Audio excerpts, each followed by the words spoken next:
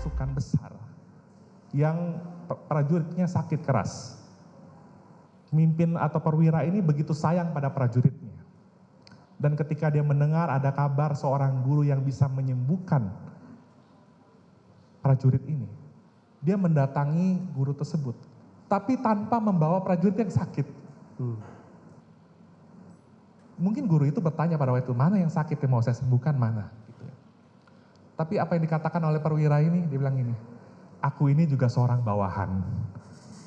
Kalau aku suruh prajurit, aku datang, dia datang. Kalau aku suruh prajurit, aku pergi, dia pergi. Dan kalaupun aku menyuruh yang lain untuk melakukan perintah, maka yang lain itu akan melakukan perintah. Dan sang guru ini begitu takjub dengan jawaban dari guru itu. Dan yang penasihat hukum mau tahu apa yang terjadi, seketika itu juga prajurit yang sakit itu sembuh. Itulah filosofis yang mendasari perintah jabatan ini, salah satu diantaranya ya, demikian. Baik, terima kasih saudara ahli, sangat mencerahkan bagi kami semua ya. Saudara ahli, tadi ahli mengatakan bahwa yang dihapuskan dalam pasal 51 ayat 1 KUHP adalah elemen melawan hukum dari suatu pelaksanaan perintah jabatan. Pertanyaan kami, bagaimana kaitan antara elemen melawan hukum dengan kesalahan? Terima kasih. Baik, terima kasih penasihat hukum. Jadi bicara tentang elemen melawan hukum atau whether like hate, itu adalah keadaan yang bersifat objektif. Maka disebut dengan istilah objective on reh element. Tetapi kalau kita bicara tentang kesalahan, itu bersifat subjektif atau subjective on reh element. Makanya harus dilihat dari sikap batin tadi, ya kan? Nah, orang yang melakukan suatu kesalahan, sudah pasti dia melakukan perbuatan melawan hukum. Tetapi orang yang melakukan perbuatan melawan hukum, belum tentu dia memiliki kesalahan. Demikian. Baik, terima kasih saudara ahli. Lalu jika terdapat keraguan-raguan ya dalam melihat apakah seseorang dapat dipertanggungjawabkan ketika ia melakukan suatu perintah jabatan, dalam arti si penerima perintah melaksanakan suatu perintah yang melawan hukum, misalnya menembak seseorang hingga mengakibatkan kematian. Pertanyaan kami, ajaran kesalahan mana dalam hukum pidana yang seharusnya diterapkan? Iya, dalam melihat ajaran kesalahan mana, tadi saya sudah di awal sudah menyampaikan ada ajaran kesalahan psikologis, ada ajaran kesalahan normatif deskriptif. Kalau ajaran kesalahan normatif deskriptif, ketika seseorang memenuhi rumusan delik dan yang dilakukan itu sesuai dengan maksud pembentuk undang-undang dalam merumuskan itu selesai. Makanya disebut dengan normal for trading, kesalahan yuridis tadi. Tetapi kalau ada keraguan-raguan dalam melihat apakah, karena begini penasihat hukum, ketika seseorang menggunakan ajaran kesalahan normatif, dia menggunakan ukuran-ukuran normatif untuk melihat apakah seseorang ini bersalah tapi dari luar. Loh, kamu kan seharusnya bisa menghindar, seharusnya bisa mengabaikan, seharusnya bisa menghindari kemungkinan dipidana. Tapi nggak pernah melihat bagaimana sikap batin pelaku, yang mana hal ini bisa diwujudkan dengan melihat bagaimana ajaran kesalahan psikologis sebagai implementasi dari hukum pidana modern dan juga yang dilihat dalam KUHP baru sebagai suatu keseimbangan, dader strafre. Jadi hukum pidana melihat antara keseimbangan antara perbuatan dan sikap batin dari si pelaku.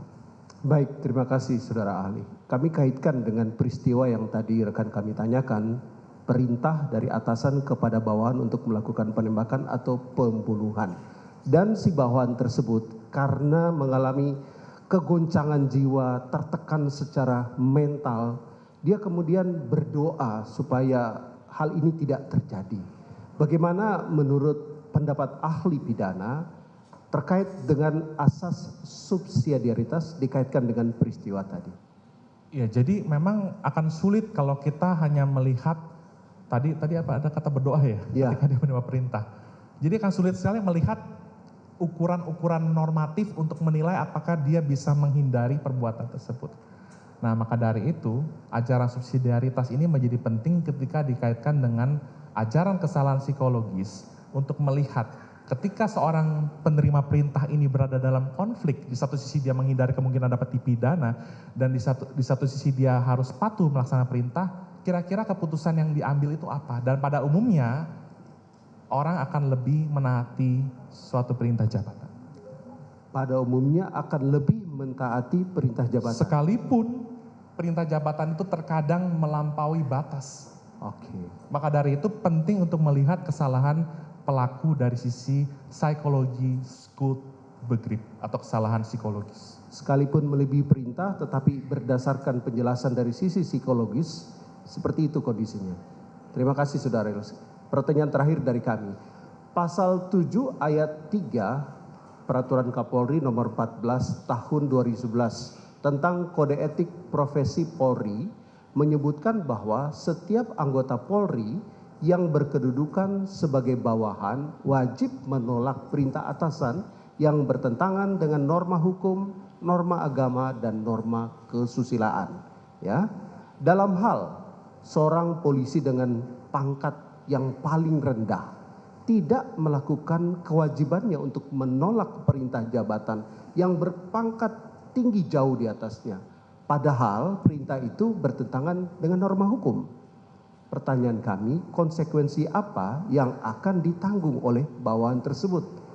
Lalu apakah pelanggaran terhadap aturan kode etik tersebut dapat dituntut pertanggungjawaban pidana seperti halnya pelanggaran terhadap KUHP? Mohon penjelasan ahli. Sejujurnya saya belum membaca lengkap isi dari peraturan Kapolri tersebut, tetapi dari sisi peraturan, ini adalah suatu peraturan yang bersifat mengikat atau rehling. Ini bukan keputusan atau besiking.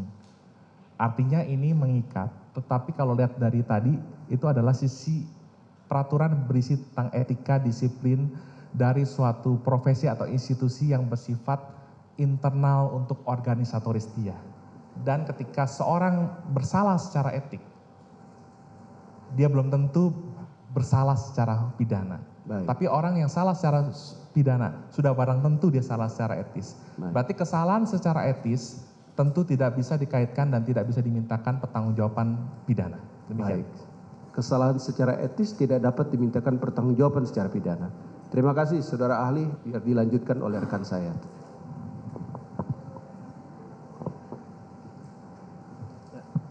Izin melanjutkan majelis. Saudara ahli, tadi saudara ahli